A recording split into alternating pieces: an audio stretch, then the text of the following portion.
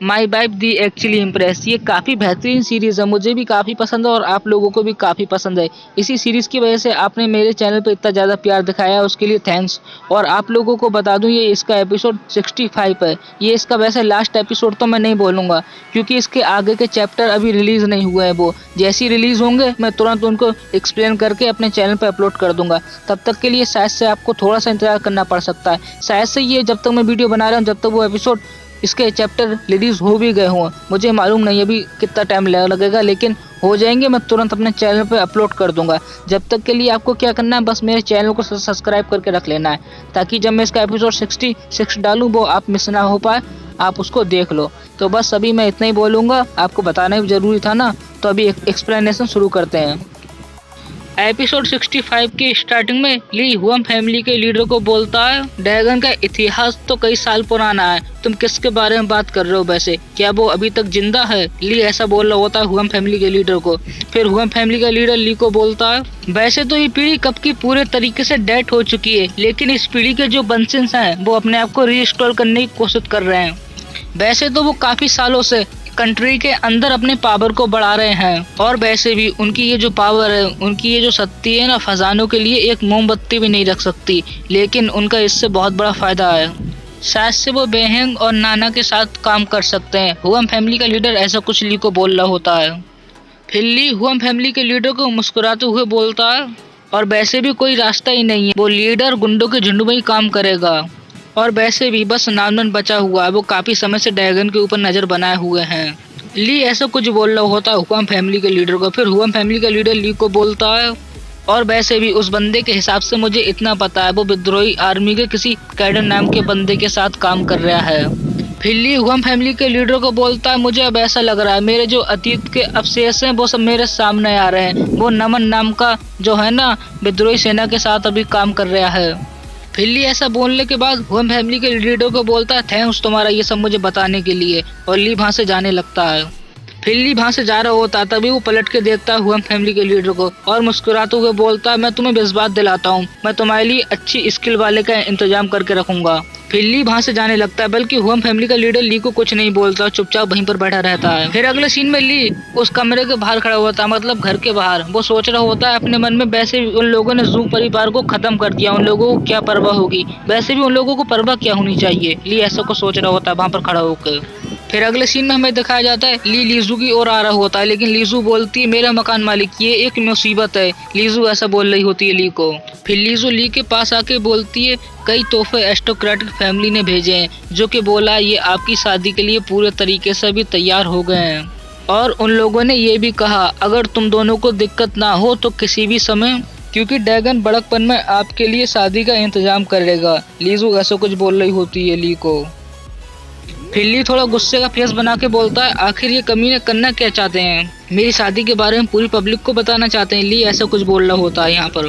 फिर अगले सीन में हमें एक घर दिखाया जाता है। फिर वो दोनों उस रूम के अंदर जाते हैं। असल में वो कमरा होता है, उस कमरे के अंदर काफी सारा सामान रखा होता है, काफी सारे बक्से होते हैं, जो कि लीजू और जो देख रहे होते हैं ये सब। तभी लीजू ली को बोलती काफी ज्यादा हैरान शक्ल बना के, मेरे मकान मालिक वैसे ये सामान काफी ज्यादा हाई क्वालिटी का लग रहा है, ये तो ऐसा लग रहा है बिल्कुल खिलाने के लिए पूरे तरीके से तैयार हो।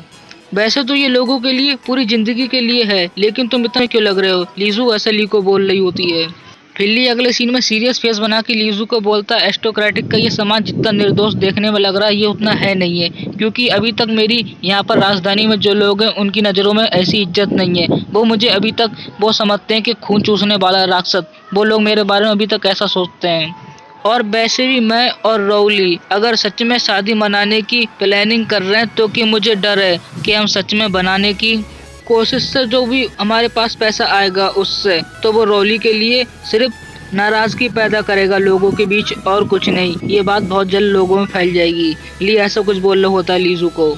फिर अगले सीन में लीजू का सीन दिखाया जाता है, जो कि एक डिब्बे को खोल रही होती है और उसकी बिल्कुल आंखें चमक रही होती हैं। लीजू को बोलता, मुझे लगता है ये हमारी एक परीक्षा है, वो ये देखना चाहते हैं कि हम लोगों को क्या दिखा सकते हैं। ली ऐसा बोल रहा होता है लीजू को।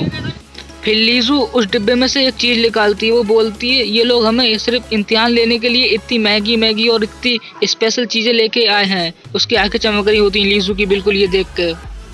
फिर ली मुस्कुराते हुए लीजू को बोलता ऐसी कोई बात नहीं है, सुबह के दर्शकों में उन्होंने थोड़ी हमारी इंसल्ट कर दी थी, इसीलिए ये सब उन्होंने किया है। ली ऐसा मुस्कुराते हुए लीजू को बोल रहा होता है। फिर लीजू ली को बोलती है तुम तो बिल्कुल एक गोली की तरह लगते हो, तुमने उन लोगों को धमकाया नहीं क्या, उन लोगों को तुमने बिल्कुल ऐसे ही जाने दिया। लीजू ऐसा बोल रही होती है ली को।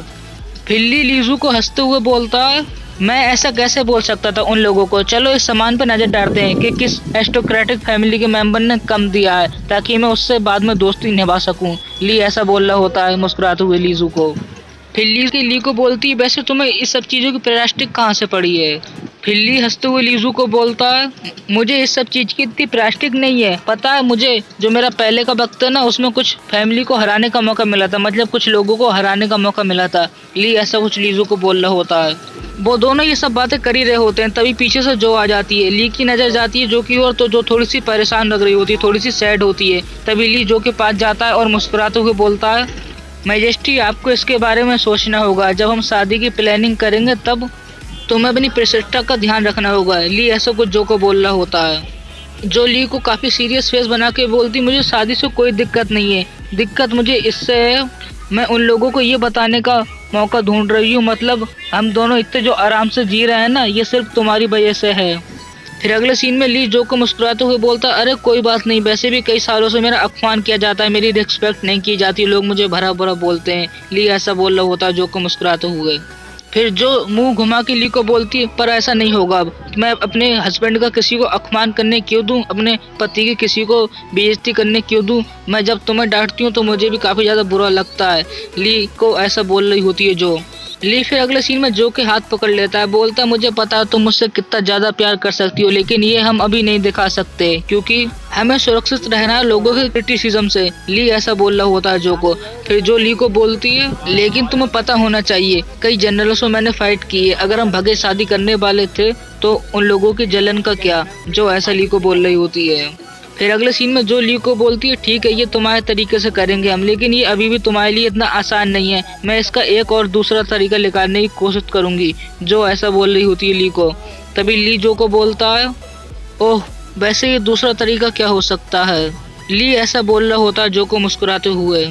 फिर जो अजीब सा मुंह बना के ली को बोलती है मैं इसके लिए तुम्हारे पास एक औरत को भेजूंगी। ली बिल्कुल पसीने में तर हो जाए और अपने मन में सोच रहा होता है पक्का ये एक जाल है, और वो बल्कि जो को हंसते हुए बोलता है वैसे इस सब की कोई जरूरत नहीं है।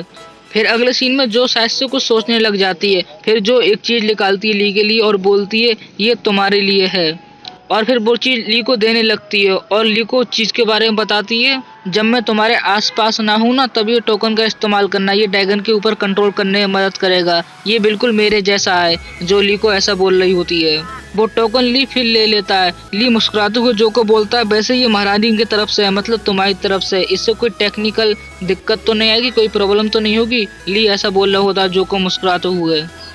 फिर जो ली को बोलती है वैसे काफी ज्यादा पावर वाली शक्ति हो सकती है, लेकिन तुम मेरे सैनिकों को तो वैसे भी हरा सकते हो, वैसे महारानी के रूप में तो मैं ही हूँ। जब तुम्हें पूरा यकीन हो तभी इस विकासी पावर का इस्तेमाल करना क्योंकि ये काफी जोखिम भरा है।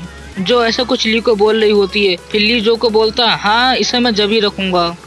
अगले सीन में ली उस टोकन को अपने हाथ में पकड़ा होता है और सोच रहा होता है रोली चीज को मुझे देखकर मेरी रक्षा करने की कोशिश कर रही है, इसका मतलब ये नहीं है कि वो अभी मेरे खिलाफ है, वो असल में महारानी के खिलाफ है। ली ऐसा कुछ अपने मन में सोच रहा होता है जो के बारे में। फिर सीन चेंज होता है, रात का सीन दिखाया जाता है घर के बाहर का। फिर हमें उस घर के अंदर का सीन दिखाया जाता है। अंदर जो और ली बिल्कुल एक ब्यूटीफुल बेड के ऊपर बैठे होते हैं। ली जो को बोलता है क्या तुमने वैसे एरिस्टोक्रेटिक फैमिली से निपटने के बारे में कुछ सोचा है, क्योंकि हमें उनका अभी भी ब्लड निकालना है। ली ऐसा कुछ जो को बोल रहा होता है। फिर जो ली को बोलती है आज पूरा दिन मैं इसी के बारे में सोचती रही, लेकिन अभी मुझे सोने में दिक्कत होगी, तुम इस बारे में बातें क्यों कर रहे हो। फिर ली अजीब सी शक्ल बना के बोलता मैं ये सब नहीं जानता, मैं तो बस अभी थोड़ा सा नर्वस महसूस कर रहा हूँ। जो फिर अजीब सी नज़रों से ली को देखते हुए बोलती है वैसे मैं तुम्हें बता दूँ अभी हम अपने ही घर पे हैं।